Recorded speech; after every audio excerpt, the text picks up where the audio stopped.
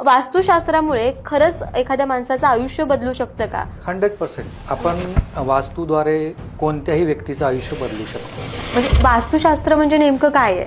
जे 33 कोटी देवता आपण बोलतो त्यांचं एक विशिष्ट पद्धतीची गुणधर्म आहेत, त्यांना आपण साधून घेणं म्हणजे वास्तुशास्त्र. की सर्वात गंभीर वास्तुदोष कोणता तुम्हाला जाणवला? आतापर्यंतच्या माझ्या करिअरमध्ये जो सगळ्यात महत्त्वाचा वास्तुदोष आहे तो नैऋत्य दिशा आहे आणि दक्षिण दिशा आहे. अच्छा. तर दक्षिण दिशा जी आहे ना ती यमाची आहे.